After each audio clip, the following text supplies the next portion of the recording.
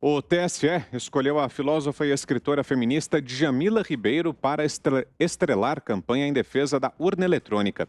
Djamila garante que não vai cobrar cachê para gravar as peças publicitárias que serão exibidas em emissoras de rádio e TV. Recentemente, o presidente do Tribunal Superior Eleitoral, ministro Luiz Roberto Barroso, entrou em uma cruzada contra a implantação do voto impresso auditável na eleição de 2022. Essa é uma das pautas do presidente Jair Bolsonaro e dos apoiadores dele.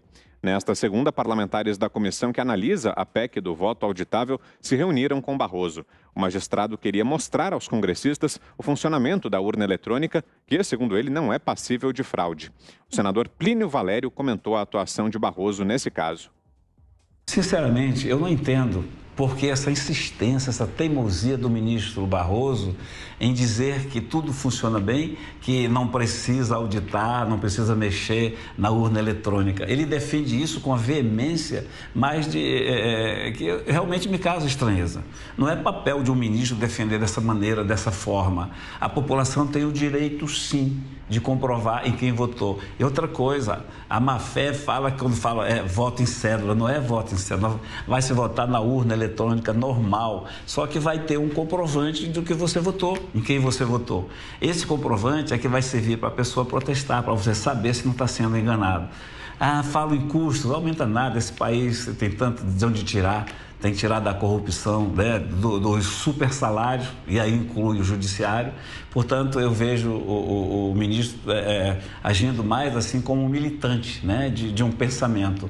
Eu penso ao contrário, eu penso que a população, você tem o direito sim de auditar o seu voto. Por isso que a gente combate o Supremo Tribunal Federal, que agora não se contenta só em invadir o legislativo, está invadindo o executivo. Não quer mais só legislar, quer também governar. E o Supremo não foi instituído para governar. Foi instituído para julgar as causas, outras coisas. Portanto, a gente tem que sempre aqui condenar o comportamento de certos ministros que pensam que moram, que habitam o Olimpo, que são semideuses. Não são.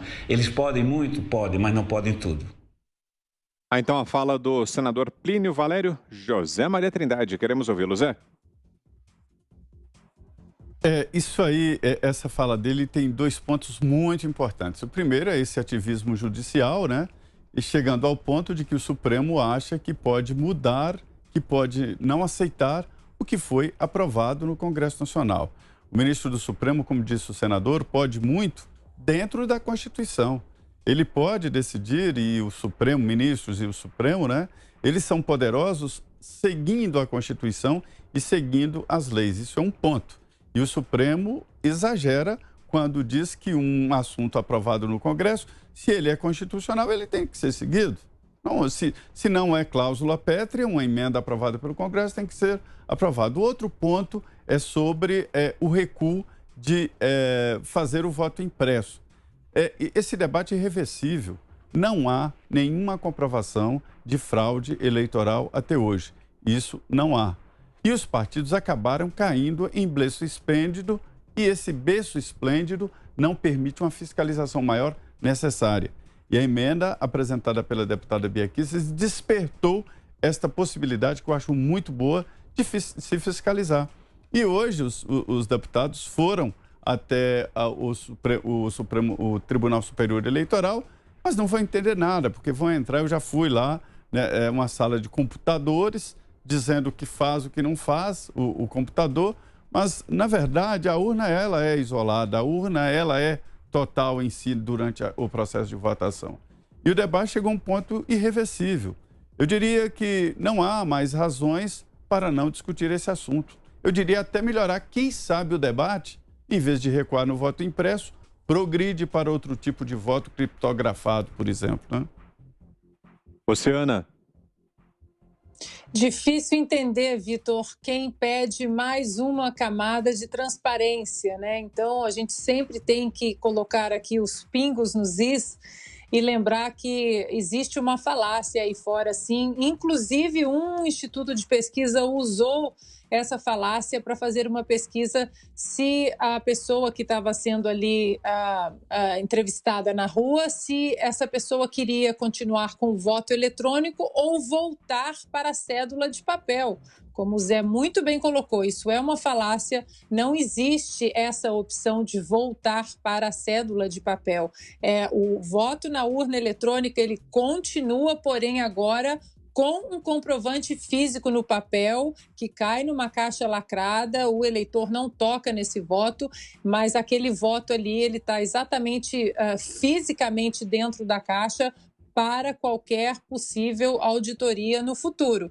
É importante, a gente tem que pressionar sim, a gente viu que a eleição aqui nos Estados Unidos deu uma confusão, até hoje a eleição no Arizona, até hoje a eleição no estado da Geórgia estão aí sob judicialização, auditorias acontecendo, democratas e republicanos brigando nas cortes, democratas aí interpelando, colocando, impetrando liminares para que a auditoria não aconteça em urnas eletrônicas onde não há o voto físico. Então, a gente tem que forçar essa barra, sim, é uma pauta importantíssima. Se até hoje não houve provas de que houve fraude, não há provas de que houve fraudes em outras eleições, é uma pauta justa que a população quer, e não tem essa, Vitor, de um ministro do TSE ou do STF subir aí num palanque e com a voz mansa dizer: confia em mim porque eu sei o que eu estou fazendo.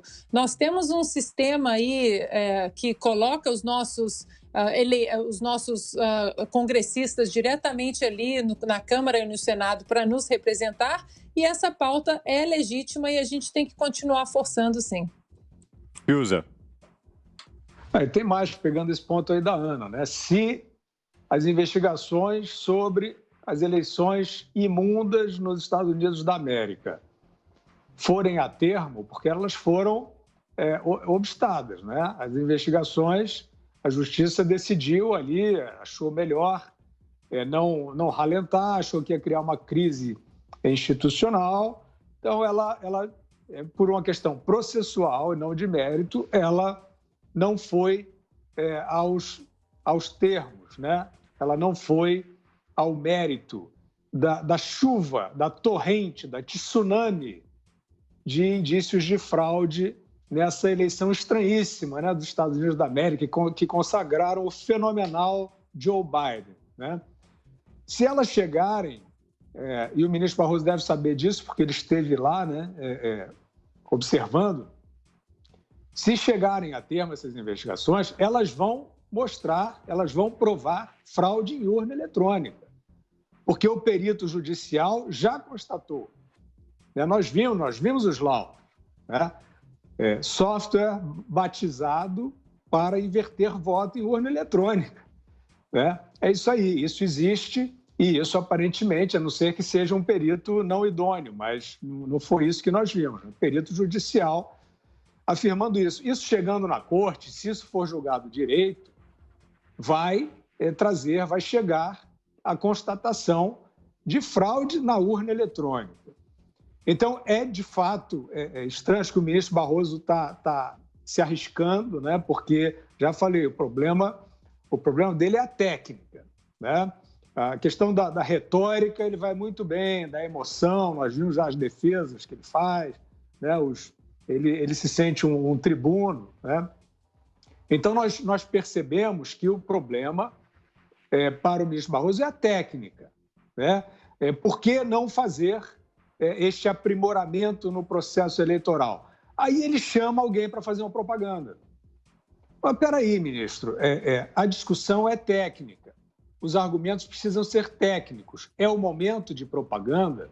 Ele fez já a propaganda em outro momento do TSE contra fake news, segundo ele, chamando para a propaganda um biólogo cuja atuação é marcadamente política, né? Fala sobre pandemia e tem um alinhamento, um posicionamento muito claro no espectro político. É ele que o ministro, que deveria ser um juiz, um árbitro, no caso do processo eleitoral, chama para falar sobre fake news. Isso eu acho que está mal parado, porque isso foge à técnica. Esse debate precisa ser técnico até o fim. Se a técnica, né, os argumentos, os postulados, né, devidamente cotejados trouxerem a sociedade concluindo que é melhor manter como está, mantém-se como está. Agora, essa é a fase da propaganda? Essa é a fase de chamar alguém, uma influenciadora, enfim, para advogar um ponto de vista? Quem tem que advogar, nesse caso, ainda é o advogado, ainda é o juiz, né? Vamos discutir o mérito e não vamos fazer propaganda antes da hora. Algo mais, Zé? Assim, só para falar tecnicamente desta reunião de hoje no Tribunal Superior Eleitoral, né? Foram lá conhecer os computadores, os deputados Eduardo Martins, Felipe Barros, Eduardo Bolsonaro, Caroline de Tone, Bia Kicis, Medeiros, Lincoln Portela, Odair Cunha e Arlindo Quinares. Vê que tem de vários partidos políticos, né? Um dos deputados me disse aqui: conhecemos os supercomputadores técnicos que acompanhavam, e dizendo que o Felipe Barros criticou muito, retrucou muito e discutiu muito ali com os técnicos a segurança, e não se chegou a um consenso. Aí diz também que o TSE abriu as portas. Hoje, técnicos fizeram uma exposição crítica sobre o voto impresso. Mas eles ficaram animados porque o ministro Barroso não entrou assim numa colisão. Ele falou o seguinte, que o que o Congresso aprovar, eles vão seguir. Aí os deputados acharam um bom sinal do Tribunal Superior Eleitoral de, veja bem a lógica, né? Aceitar o que o Congresso aprovar.